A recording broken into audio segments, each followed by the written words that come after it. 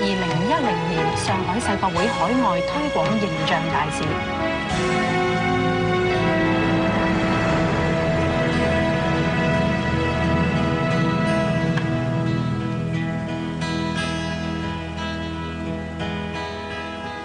目を閉じて何も見えず悲しくて目を開ければ荒野に向かう道より他に見えるものはなし。ああ砕け散る定めの星たちよせめてひそやかにこの身を照らせよ。我は行く青白き頬のままで我は行くさらばすばるよ。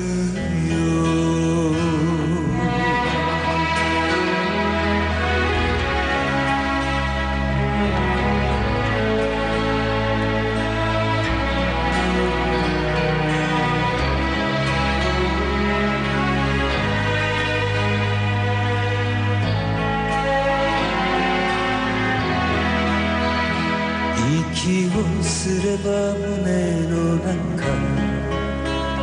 木枯らしは泣き続ける。されど我が胸は熱く夢を追い続けるなり。ああさんざめく名もなき星たちよせめて鮮やかにその身を追われよ。我も行く心の命ずるままに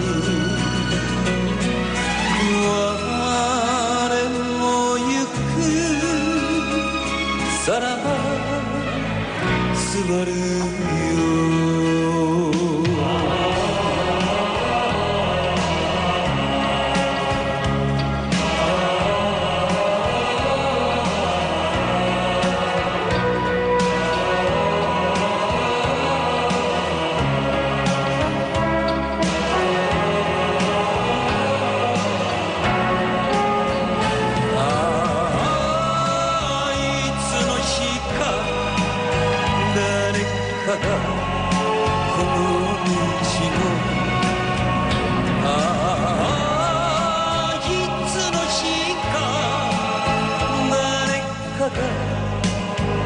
この道を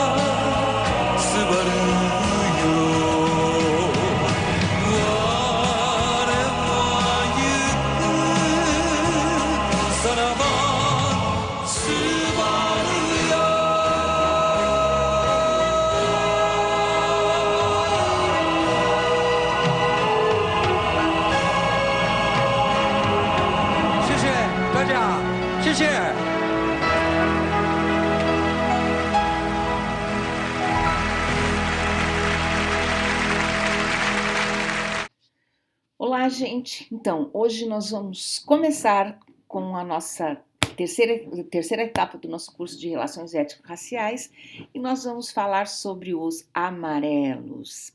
Mas eu pergunto para vocês, amarelos, asiáticos ou todos japas mesmo? Vamos ver o que acontece com esses rótulos e o que esse grupo étnico pensa a respeito. Vamos lá! Bem, gente, então vamos começar a desconstruir esses rótulos já inicialmente com as questões do alfabeto, né? Quando a gente pega o alfabeto desses povos asiáticos, chineses, japoneses, coreanos, até mesmo os árabes, né? A gente fala, ai, credo, é difícil, é tudo pauzinho mesmo, não sei, não me interessa, e ponto final, é tudo a mesma coisa. No caso dos asiáticos amarelos, ai, tudo tem o mesmo olhinho, tudo olho puxado, é tudo a mesma coisa. Nossa tendência é a gente colocar tudo no mesmo balaio de gato, tudo bem. Se vocês olharem aí a tela de vocês, na tarja amarela, nós temos o alfabeto japonês. Para quem não sabe, o alfabeto japonês, a alfabetização em japonês é feita em 3 níveis. O primeiro, a primeira letra começando da esquerda para a direita, nós temos quem? Nós temos o hiragana, são as crianças que aprendem o hiragana. Ao centro nós temos o katakana. Para você saber ler em katakana, você tem que aprender o hiragana. E a última, seguindo a linha aí, a mais detalhada, a mais desenhada é o kanji. Então, para você ser alfabetizado, saber ler em kanji, você precisa ter passado pelo katakana e você precisa ter passado pelo hiragana. Certo? Então, isso acontece lá no Japão, nas crianças do Japão. Então, para você ter uma alfabetização completa dentro da linguagem japonesa, você tem que passar por esses 3 níveis aí de alfabeto. Embaixo, na sua esquerda, nós temos já uma palavra, um símbolo, uma letra chinesa, né? E o chinês ele vai variar de regiões para regiões da China, pode mudar um pouco. Você tem o mandarim, tem um cantão, né? Mas o que eu queria mostrar para vocês é o seguinte, que os desenhos eles são diferentes também. Os ideogramas eles são diferentes do japonês, do coreano e do chinês, tá? Então não é tudo a mesma coisa. A gente fica brava quando a gente vai para outro país e fala, ai, nossa, como você fala bem o espanhol. Mas eu não falo espanhol, eu falo português. Então, eles não conseguem, nem querem, nem interessam saber a diferenciação entre um idioma latino e outro, né? Então, isso daí também passa, essa discriminação passa também pela questão dos povos asiáticos, né? Dos amarelos asiáticos. E depois do outro aqui à direita nós temos o coreano. São letras, né, do alfabeto coreano, você pode ver aí, tá H, tem letrinhas, tem eu, são letras e até palavras do alfabeto coreano. O coreano a gente já consegue identificar mais porque já vem de um fluxo migratório mais recente e as linhas elas são mais retinhas, são mais retas, né? Então a gente consegue identificar melhor. Agora eu coloquei ao centro, eu coloquei essa imagem das cerejeiras. O que tem em comum essas cerejeiras para esses 3 países? Os países do Extremo Oriente, como no caso eu peguei China, Japão e Coreia, que é o que maior fluxo migratório que nós temos aqui no Brasil a partir do começo do século XX, né? Eles têm muita celebração com relação à cerejeira, principalmente no Japão. Mas se eu pergunto para vocês, de onde que é essa figura? Pelo desenho, pelo desenho não, pela imagem, pelos detalhes, vocês me diriam que é Japão, China ou Coreia? Nenhum dos 3. É aqui em São Paulo. É o Parque do Carmo. O Parque do Carmo é que tem a maior celebração anual das cerejeiras que foram cultivadas, trazidas pelos imigrantes japoneses e que hoje fazem festas com relação a isso no período da floração das cerejeiras. Então, eu só estou colocando porque quando a gente fala de minoria, quando a gente fala de grupo étnico, a gente esquece um monte de coisa, né? Põe por debaixo do tapete um monte de coisas que para o grupo ele é importante, mas a gente acaba colocando como é tudo igual. Então vamos ver como que eles veem esses tipos de rótulos e vejam como que tem essa mistura, como é que se isso fica bom ou se fica ruim para esses grupos agora, que são esses jovens agora que estão se identificando, né, se colocando como minoria, olhando o que está acontecendo no Brasil e no mundo como essa minoria e dando a voz para esses movimentos, né? Então, gente, quem foi o primeiro grupo asiático amarelo que chegou aqui no Brasil? O primeiro grupo foram o grupo dos japoneses. Em 1908, nós tivemos aí o Caçatamaru ocorrendo no Porto de Santos, trazendo os primeiros 781 imigrantes japoneses, né, que foram acordos traçados entre Brasil e Japão por interesses mútuos para que esse pessoal chegasse aqui. Mas o que aconteceu? Eles não queriam que asiático viesse para cá porque achavam que eram raças inferiores também. Lembrando-se que nesse período, na segunda metade do século XIX, a gente tem aquele processo, né, de embranquecimento aqui no Brasil. Tinha acabado com o processo da escravização. Aí o que eles queriam? Eles queriam os imigrantes, os italianos, os espanhóis, os europeus para darem aquele embranquecimento. Afinal, né, o período de industrialização, o auge da industrialização, todo o país moderno era um país que tinha branco. Então não dava para ficar mais, nem ter resquício da escravização. Então eles queriam os europeus como imigrantes. Porém, é o seguinte, por que na segunda metade do século XIX, depois da libertação dos escravos, já com a diminuição, né, da escravização, não veio esse grande fluxo de imigrantes para cá? Porque os países vieram visitar para ver quais as condições dessas fazendas aí no oeste de São Paulo e norte do Paraná, para ver como que essas fazendas iriam receber os seus imigrantes, eles que estavam em condições extremamente precárias, porque a estrutura era escravagista. Então não dava para atender esse pessoal, esses imigrantes, esse fluxo migratório que viria da Europa. Então, mas de qualquer forma, libertaram os escravos, a cafeicultura precisava girar. Então, eles não tiveram outra opção. Desde o finalzinho do século XIX, eles ficaram negociando essa possibilidade de vir asiáticos. Porém, os asiáticos, tanto chineses quanto japoneses, eles tinham uma certa resistência aqui no Brasil, como em todo o lado ocidental, Japão, Canadá, Peru, todo esse lado ocidental que foram principalmente os asiáticos japoneses, os amarelos japoneses, eles tinham uma certa resistência. Olha só que o Correio Paulistano, em 1892, ele escreveu: se a escória da Europa não nos convém, menos nos convirá a da China e do Japão, e que o Xin é bom, obediente, ganha muito pouco, trabalha muito, apanha quando é necessário e quando tem saudades da pátria, enforca-se ou vai embora. Mas, puxa vida, né? Como é que, com essa recepção, o mundo ocidental tendo esse contato com esse grupo étnico tão diferente, por que eles acabaram vindo ainda para cá, insistiram em vir para cá?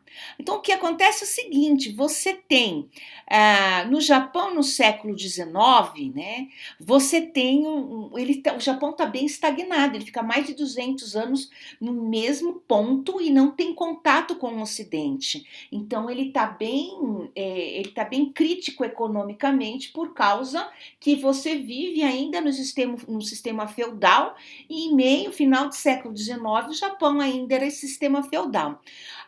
O Japão, na segunda metade do século XIX, foi um dos países da dramáticas transformações, porque durante 2 séculos e meio ele esteve isolado do resto do mundo, sob o controle político dos shoguns, né, da família Tokugawa. A sociedade japonesa era feudal e a economia estava estagnada no sistema agrário e dependente da cultura do arroz, enquanto as potências ocidentais, industrializadas tecnologicamente, avançadas, conquistavam colônias na África e na Ásia. Então, o que aconteceu? Toda a crise que teve no Japão, eles também queriam fazer esse fluxo de industrialização. Ora, conseguiram, tiraram a família do Shogun e aí renovada a Era Meiji. Tá, tudo bem. Eles entraram, conseguiram, se industrializaram em menos de 2 décadas. O Japão era também industrializado, só que, porém, entretanto, contudo, todavia, todo esse dinheiro que eles desenvolveram na questão da indústria, eles fizeram o quê? Eles equiparam-se com equipamento bélico, esqueceram o social. Então você sabe que o Japão são ilhas, né? Nós temos 4 ilhas maiores, mas tem mais de 3.900 ilhas menores, né, que compõem, tem uma população muito grande, uma densidade demográfica muito alta, né? Então, no século XIX também não era diferente. Só que eles se industrializaram, para variar um pouco, quem teve acesso às condições de melhoria, quem detinha o capital, e a população ficou em estado deplorável. E muita gente que era do campo, como a gente falou, da cultura do arroz, vem para as cidades, e aí nós temos o grande boom nos centros urbanos, a superpopulação e todos esses problemas sociais que a gente conhece, né?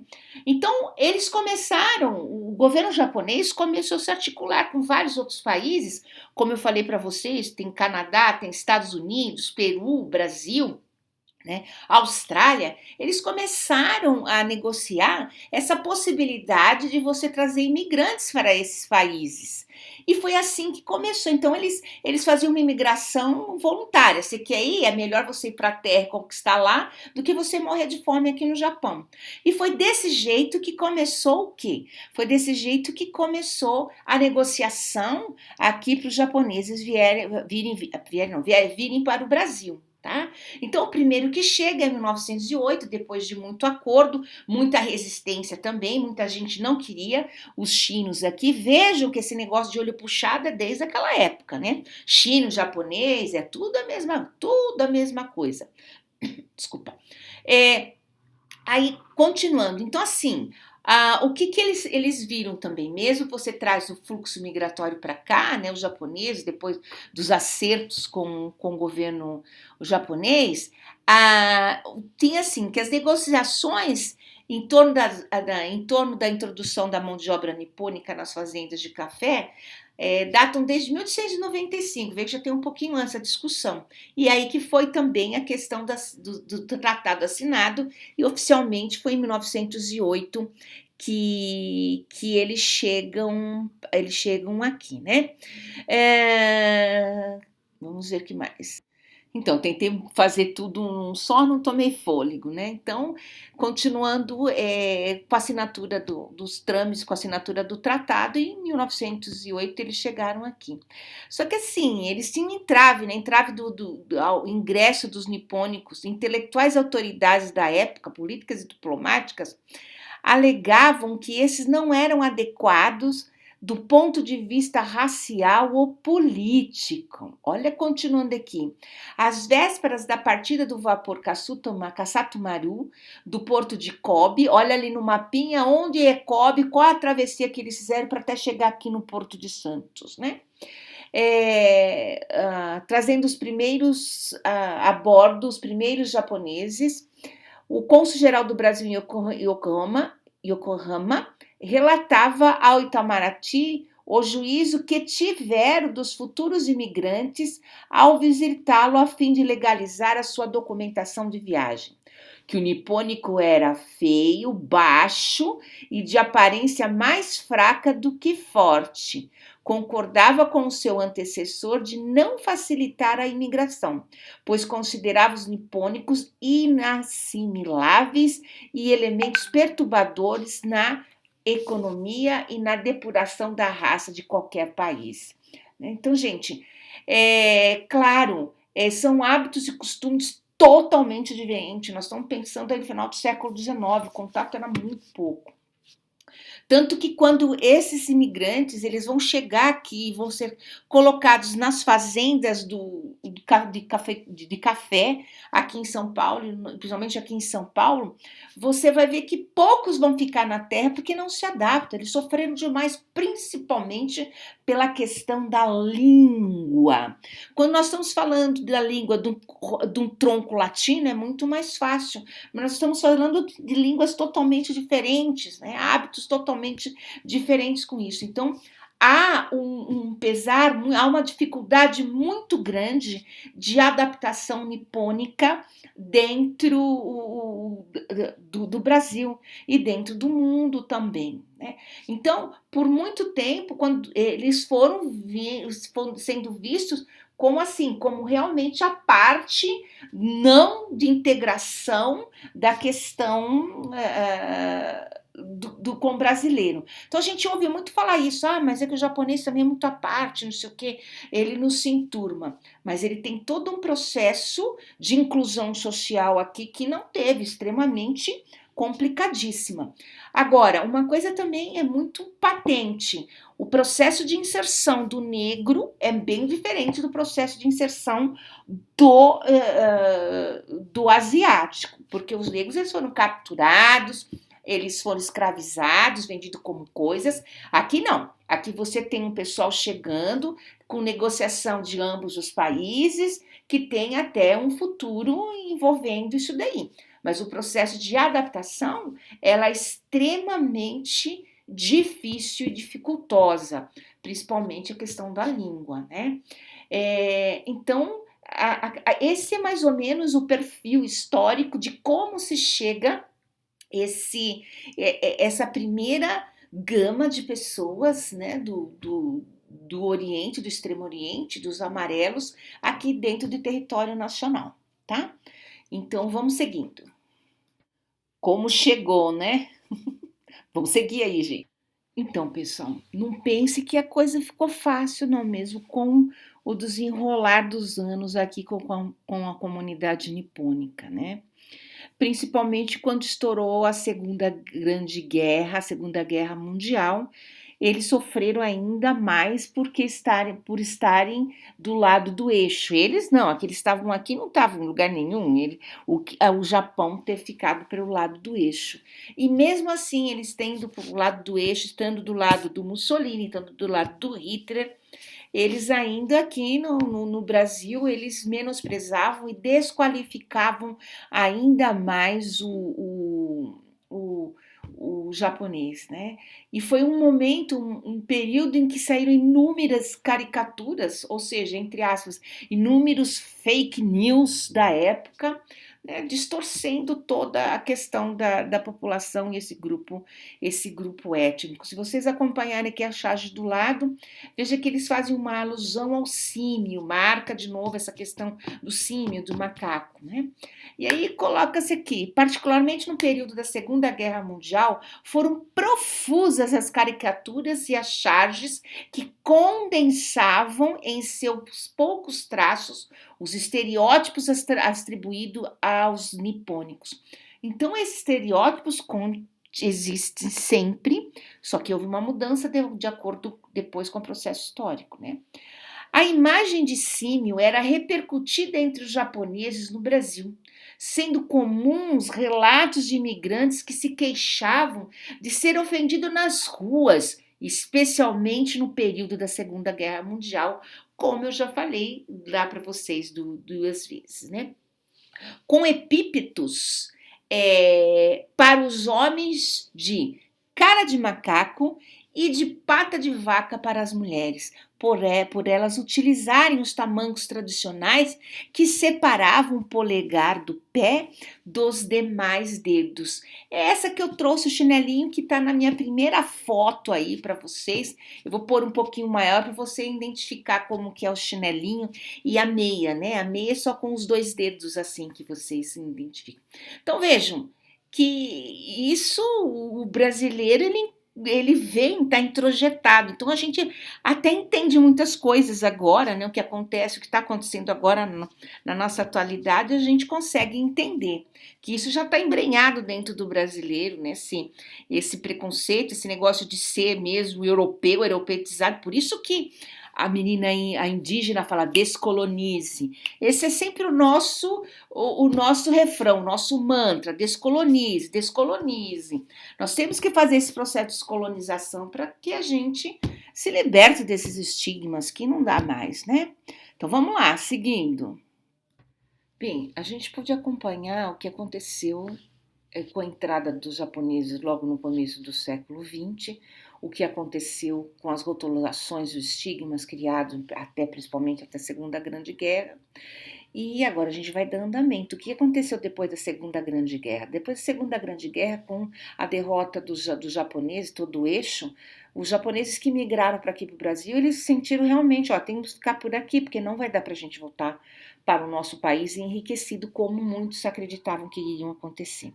Então, a Segunda Guerra Mundial, final, aquela derrota ocorrida na Segunda Guerra Mundial, foi um plano simbólico mesmo, que a partir daquilo os japoneses teriam que fincar suas raízes onde eles estivessem, os países que eles foram para a questão de imigração.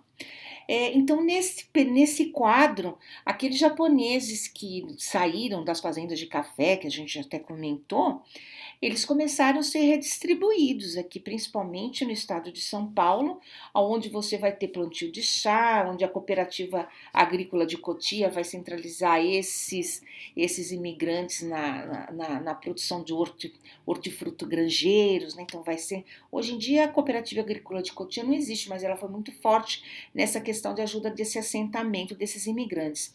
Mesmo porque o governo japonês ele ficava olhando se ia dar qualidade ou não aqui esse processo de migração junto ao Brasil.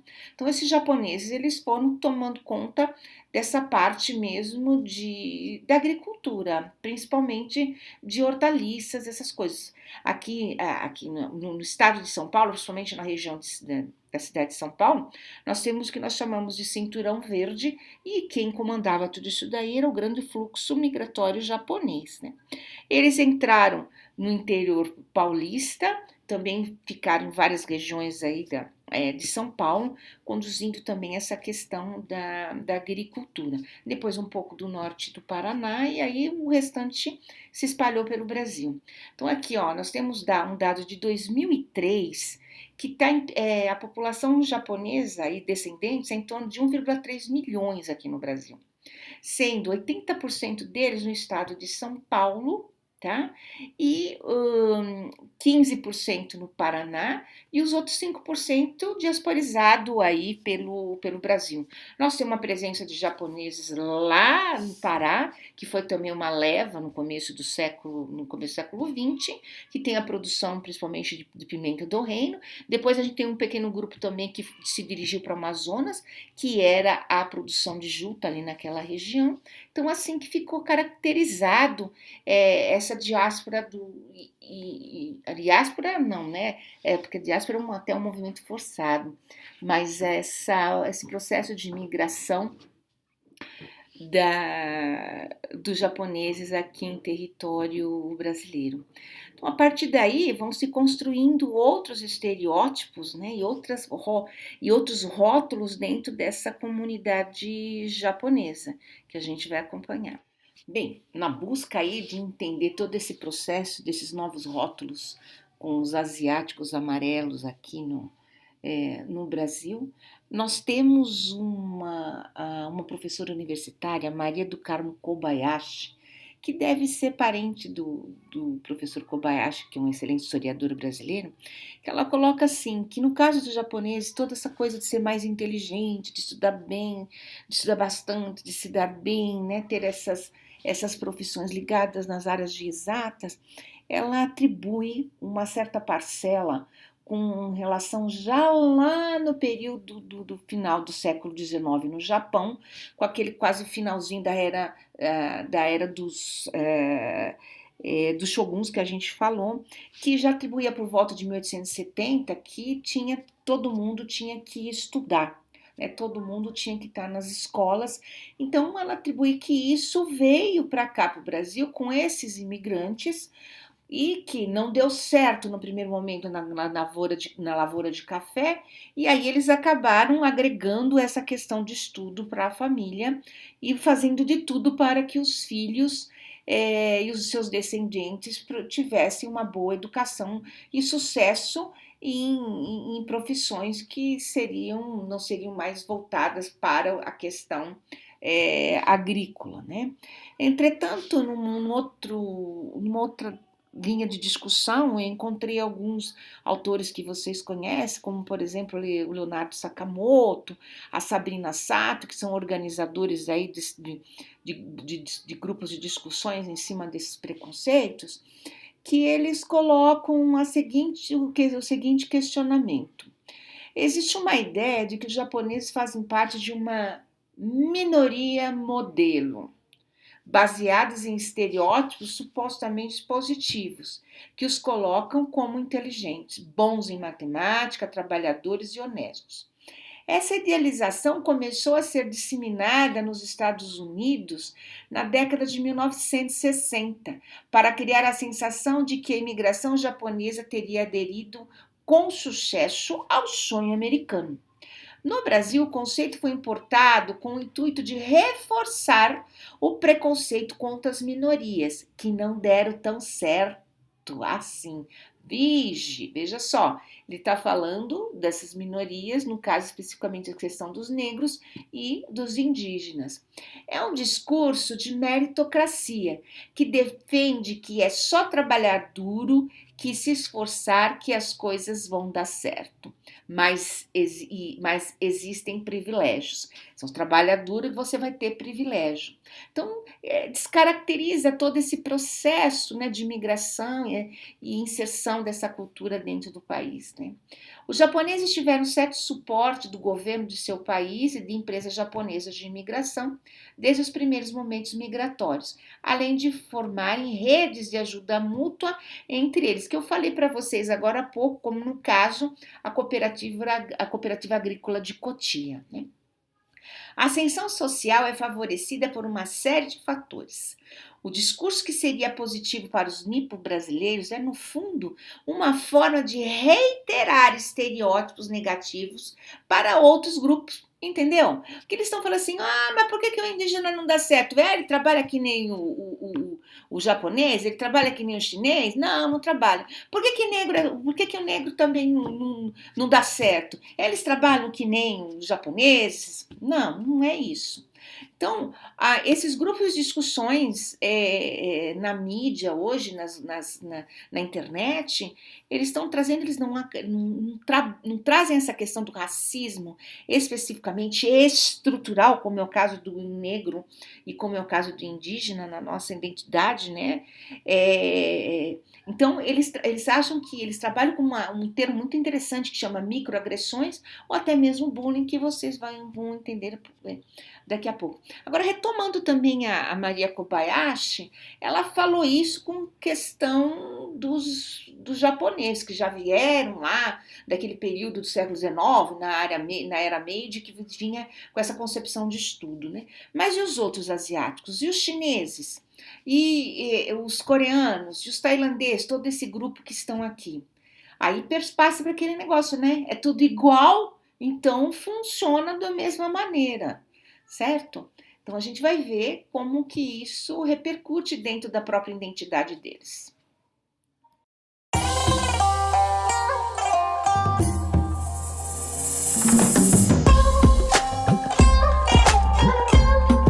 Estou muito feliz de estar aqui fotografando a capa de 110 anos da imigração japonesa, da Marie Claire. E ficou tudo lindo, maravilhoso, muito especial.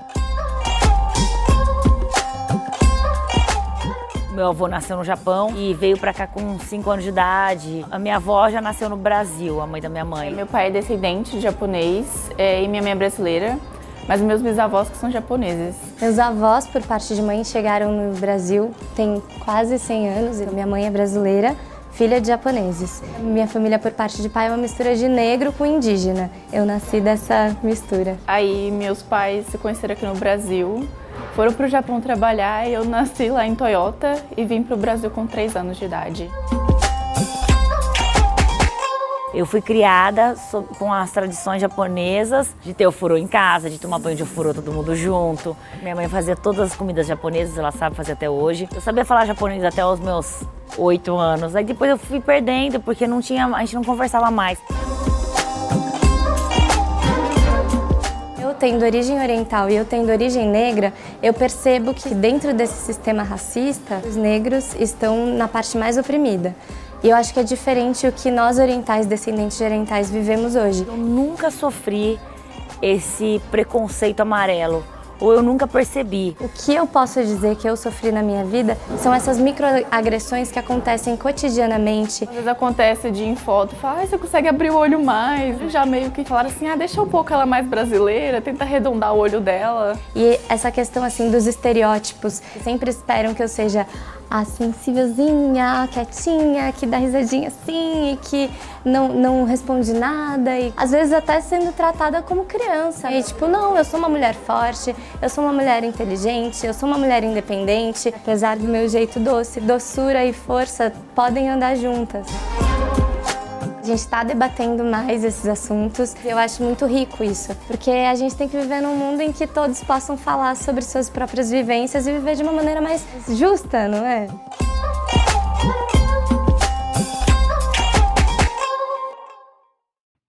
Bem, a gente falou tanto, né, de imigrantes amarelos, né, asiáticos, e falamos até agora um pouco só do japonês, mas falar um pouquinho do chinês, quando os chineses chegaram aqui no Brasil. O processo de imigração foi o mesmo, eles queriam que viessem os europeus, mas como não aconteceram, tinha excluído realmente a possibilidade de virem de virem fazer imigração asiática. Só que assim, em 1900 já chega o primeiro navio aqui, um Malange vindo de Lisboa, trazendo os trabalhadores chineses para a lavoura de café no interior do estado de São Paulo. Né? Então, os chineses vão chegar no Brasil antes ainda do que os próprios japoneses. Né? Aqui tem um outro dizer, consta no acervo digital do Museu da Imigração, que esse Museu da Imigração, atualmente no estado de São Paulo, é onde eles paravam, né? Porque eles saíam do Porto de Santos, aí tinha um trem que traziam até ali, né, nesse local, que hoje é o Museu da Imigração, onde eles faziam a triagem, eles esperavam ali para os senhores, os donos de fazendas, em buscar e levá-los para as fazendas. Isso não só com os imigrantes asiáticos, mas com todos os imigrantes. Quem vier a São Paulo, conhecer o Museu da Imigração, vai ver os registros das entradas desses imigrantes por aí, é bem interessante. Então aqui, consta no acervo digital do Museu da Imigração a matrícula de 119 chineses com idades entre 20 e 40 anos, todos homens solteiros, na hospedaria dos imigrantes, onde fica hoje o museu do bairro da Moca, no estado de São Paulo, né? Na cidade, no estado de São Paulo, né? Aí tem uma outra coisa que eles falam o seguinte, estima-se terem chegado cerca de 3 mil chineses ao longo do século XIX no Brasil. Número pequeno não levou os trabalhadores chineses. Lembra aqueles teens lá da reportagem que a gente tinha comentado, que chamavam também os japoneses? Os trabalhadores chineses, ou chins, como eram chamados, de aparecerem em publicações associadas a estereótipos carregados do racismo científico comum à época e em uma discussão sobre políticas migratórias. Né? Em artigos sobre a percepção que tinham os brasileiros e os asiáticos na época, por exemplo, o pesquisador Rogério Dezen cita o relato de enviados à China. José da Costa Azevedo, barão de Ladário, visita o país em 1893 e escreve ao então presidente Floriano Peixoto um parecer que chama a imigração chinesa de um mal moral para o Brasil. Então, vejam, como era igual japonês e chinês, desde lá, né, para cá também a gente é tudo igualzinho, olho puxadinho, fala tudo nininho, pauzinho, roupa diferente. Então, o que aconteceu? Ele tinha essa visão extremamente evolucionária do século XIX, né, e que era ruim aqui para o Brasil esse processo migratório. Então, os chineses também sofreram as mesmas mazelas que os japoneses. E, obviamente, esse processo, são mais inteligentes, trabalham nisso, vem decorrer de todo esse desgaste no início da imigração aqui no Brasil. Bem, e os coreanos? Quando chegaram aqui os coreanos? Né? Então, oficialmente, a imigração coreana no Brasil teve início em 23 de fevereiro de 1963. Oficialmente, quase 60 anos atrás, né? Mas antes dessa data, pequenos grupos de coreanos que haviam sido prisioneiros na Guerra da Coreia, Estados Unidos e Coreia, que é onde ficou Coreia do Sul e Coreia do Norte, de 1950 a 1953, já haviam chegado ao Brasil. Os primeiros imigrantes, 107 pessoas, vieram na condição de colonos agrícolas e chegaram onde? Ao Porto de Santos, onde? Em São Paulo. Eles vinham cheios de esperanças e sonho em busca de novas oportunidades, certo? E o que encontraram? Pedreira, como todo imigrante, né, gente? Como todo imigrante, sempre conta pedreira pela frente num país que está chegando. Já no grande fluxo migratório que ocorreu entre 1963 e 74, a maioria dos coreanos optou por fixar seu domicílio nas cidades. Olha que interessante isso. Por isso que quando você vai a São Paulo, ali hoje em dia, naquele bairro ali da Liberdade, que vocês conhecem, tem muito povo asiático ali, muito grupo asiático. Você antes que era dominado por chineses, a região da Liberdade. Hoje, o maior grupo de asiático que tem é o coreano, que ocupa aquela área ali, né? Só uma pequena parte escolheu o campo, quer pela ausência de infraestrutura para se dedicar à agricultura, quer pelos problemas enfrentados como os dos poceiros ilegais de terra, que impediam a fixação dos imigrantes coreanos no campo. Olha que o maior fluxo, né, como ele está falando, que vem de 63 a 74, já é final do século XX, é 100 anos depois de toda a confusão lá do embranquecimento, da cafeicultura que a gente tem aqui no Brasil, e acabou chegando mais nas áreas urbanas os coreanos. E aí, todos os rótulos que tiveram, os chineses, japoneses, mesmo quase 100 anos depois, os coreanos também sofrem. Eles estão inseridos dentro daqueles rótulos que todas as pessoas colocam quando a gente vê um povo asiático. Agora, é legal vocês acompanharem os vídeos que eu vou anexar, porque vai ter uns debates bem interessantes com relação a isso, tá? Até a próxima, pessoal. Olá, Iobambinos! Eu sou o Léo do Iobambu e...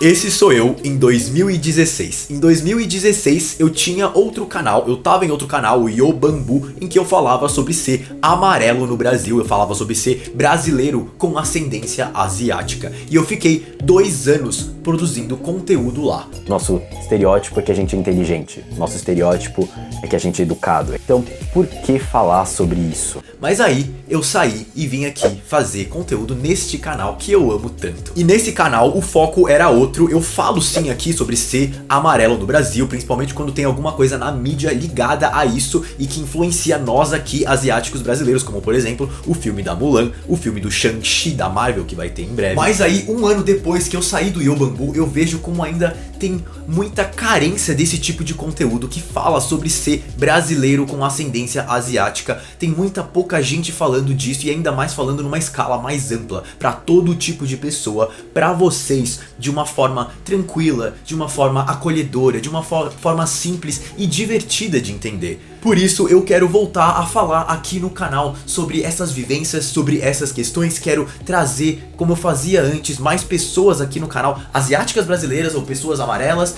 mas também sobre outros assuntos. Quero voltar a ter mais gente aqui conversando sobre masculinidades, trazer outros youtubers, outras pessoas que também falam sobre esse assunto. Eu quero trazer mais gente aqui no canal. Em todo caso, como eu vou voltar a falar também sobre ser brasileiro com ascendência asiática aqui no canal, eu quero colocar pra vocês, muitos que começaram a me acompanhar muito depois de eu ter saído do Iobambu, um vídeo que eu tenho muito orgulho, que eu fiz com base no texto de uma amiga minha, a Kemi, um vídeo que se chama A Participação Asiática no Racismo Antinegro, e que isso introduziu muita gente pro assunto, tanto os asiáticos que não pararam pra pensar, quanto não asiáticos. É um vídeo que fala sobre como nós asiáticos temos muitos privilégios e nós reproduzimos o racismo antinegro e como isso na verdade é um tiro no nosso próprio pé, porque nós não somos brancos, mas nós queremos ser e por isso a gente reproduz muita merda. Então fiquem com esse vídeo que eu tenho muito orgulho e que fala muito sobre o que é ser amarelo no Brasil. Olá pessoal, aqui é o Léo do Iobambu e há uns 4 anos eu e um amigo meu tivemos uma ideia brilhante de fazer um vídeo de pega-pega, mas com armas.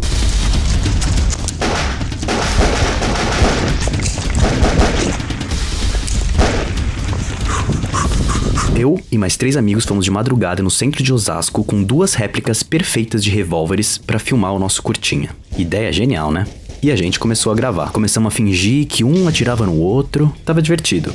Era cansativo ficar correndo, mas era divertido. Parecia que era uma criança brincando de polícia e ladrão. Era divertido até que, de repente... literalmente, 4 viaturas policiais surgiram. 2 policiais saíram de cada carro apontando armas pra nós, gritando e nos mandando encostar na parede. Morrendo de medo, a gente foi direto pra parede com as mãos pro alto. As réplicas de armas, por sorte, nessa hora, estavam dentro de uma das 4 mochilas que a gente trouxe e não em nossas mãos, como elas estavam na maior parte do tempo. Essas armas eram sim réplicas, mas eram réplicas idênticas, utilizadas em filmes. Era certo que a gente ia, no mínimo, pra delegacia. Os policiais, então, começaram a nos revistar. 1 a 1. Eu nunca fui apalpado tão forte na minha vida. Eles foram indo de mochila em mochila e aos poucos eles iam se aproximando das nossas mochilas com as armas. Eu tava com o c... na mão. Então, no meio da nossa revista, eles simplesmente pararam. O que vocês estão fazendo aqui? A gente falou que era estudante e que a gente tava fazendo um vídeo pra internet. Eu falei que ia mostrar pra eles a minha carteirinha de faculdade pra provar, mas o policial disse: não, tudo bem, pode ir embora. Nossa, a gente ficou muito aliviado. Eles sequer olharam a nossa mala com as armas. Eu dei um longo e profundo suspiro de alívio. Um amigo meu, curioso, resolveu perguntar pros policiais como eles sabiam que a gente tava lá. E o policial respondeu: ah, um segurança ligou pra polícia falando que tinha uns bandidos atirando aqui perto. Mas quando eu olhei pra vocês, um cara de terno, um japonês, vocês não têm cara de bandido. Esse vídeo foi feito com base no texto Antinegritude é Global, a participação asiática no racismo antinegro, escrito pela Kemi do blog Outra Coluna. O texto tá na descrição desse vídeo, recomendo muito a leitura. Antes de adentrar o vídeo, também gostaria de deixar bem explícito que talvez esse vídeo toque em algumas feridas. Então, peço que quem se sentir ofendido de alguma forma, pare e pense. Por que você se sente assim? Bom, vamos lá então. Nós, asiáticos, somos tratados como a minoria modelo. Somos educados até demais às vezes. Estudamos muito, até mais do que deveríamos. Somos dóceis, nunca um policial acharia que um japonês é bandido, certo? E por isso, somos nós, que também reforçamos a opressão de outras minorias. É legal ser visto como cara ou a mina inteligente, educada, não é? É um ponto muito positivo ser parado pela polícia e sequer revistarem você quando você tinha assim uma arma, mesmo que réplica, dentro da mochila, não é? Pode até ser legal. Pode até ser um ponto positivo, mas não é. E é uma grande merda quando é às custas de outras pessoas, mais especificamente de pessoas negras. Como assim, às custas de pessoas negras? O argumento de um monte de gente é: olha pros asiáticos, eles também são outra etnia, eles também chegaram pobres no Brasil e olha como eles são bem-sucedidos economicamente, olha como eles são a maioria nas universidades. Negros, olhem para os asiáticos, façam como os asiáticos. E isso é uma merda. Porque se eu fosse um homem negro, se meus amigos fossem homens negros e tivéssemos sido parados pela polícia do jeito que a gente foi, teria muitas chances de eu sequer estar falando nesse vídeo hoje. E um dos elementos que reforçam e muito esse racismo antinegro, infelizmente, somos nós, asiáticos.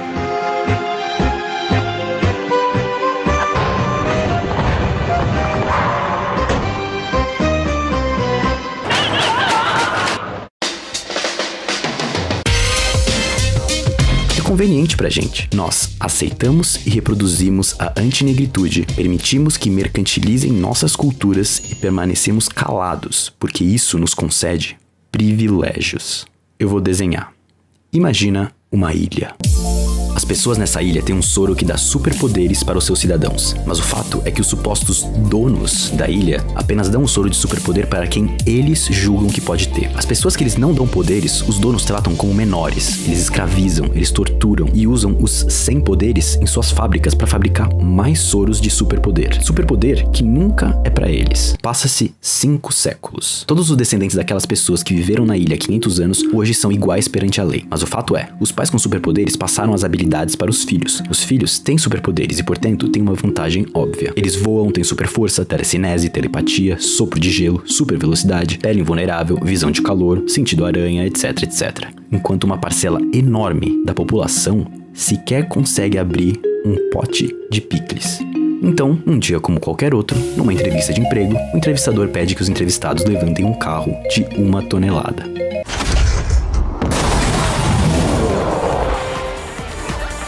A minha família não veio de Taiwan nos anos 60, pobres, sem falar a língua, depois de meses em um navio, então chegar no Brasil, batalhar para dar uma vida boa aos filhos e netos, só para décadas depois ter toda a sua luta utilizada como instrumento de banalização e inutilização de luta de outras famílias que também querem o mesmo para os seus filhos e netos. Só que hoje é um tremendo desrespeito a eles. Eu sou muito grato ao que a minha família me deu, mas a luta deles não se compara ao que os negros sofreram e sofrem. São histórias diferentes, lutas diferentes. Ah, mas os asiáticos nem falam que incomoda eles. Por que eles deveriam ser solidários com o que incomoda os outros? É da cultura deles, eles são naturalmente mais calados, mais recatados. Isso é baboseira com uma grande porção de estereótipo pra acompanhar. Maria, wait. Okay, I know this is gonna seem... Nós somos todos diferentes, com personalidades próprias e com muita voz. Asiáticos falam e muito o que estão pensando. Fuck it! Asiáticos têm voz. E tá na hora de usarmos essa voz e usarmos o poder dessa voz para sermos solidários e nos recusarmos a fazer parte do racismo antinegro. E como fazer isso? Bom, para começar, que tal ouvir as vozes das pessoas que estão sofrendo? Na descrição desse vídeo, além do texto do Outra Coluna, tá também links para as páginas do movimento Mães de Maio, que realizam trabalho sobre assassinatos de pessoas negras e periféricas. Recomendo muito escutar a voz delas e o que elas têm a dizer. Você pode clicar aqui porque que eu acho que a palavra oriental tem que acabar, e aqui porque que eu acho que o filme do Shang-Chi, o super-herói asiático da Marvel, vai mudar o jogo. Eu produzo conteúdo aqui no YouTube, mas eu também faço um conteúdo complementar no meu Instagram e Twitter, me siga lá também. Muito obrigado por assistir esse vídeo, pessoal. Eu sou o Léo e até a próxima. Depois desse vídeo sensacional do Léo, falando de como essa nova geração de povos asiáticos se sente aqui no Brasil e como eles também contribuem até um tanto inconscientemente com o racismo de outros grupos étnicos, principalmente os negros, a gente vai colocar aqui dicas de trabalhos específicos dos povos asiáticos, para que vocês se utilizem didaticamente ou mesmo para vocês terem maior conhecimento. Dobraduras de origami, filmes japoneses, chineses, então tá aí as dicas, aproveitem.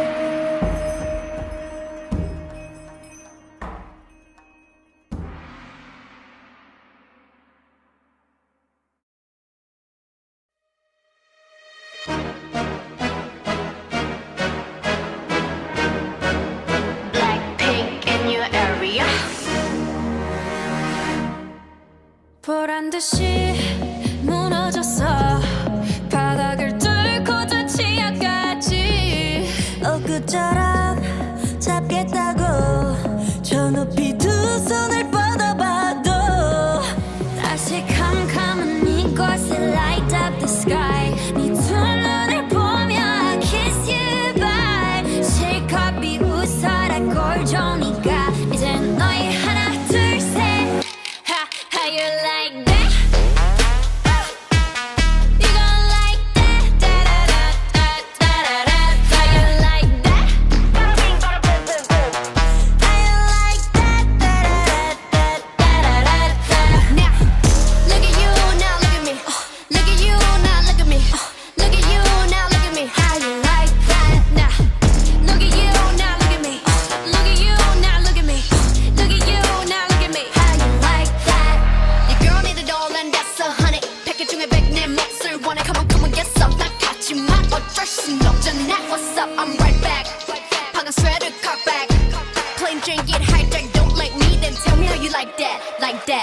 더 캄캄한 이곳에 shine like the stars 그 미소를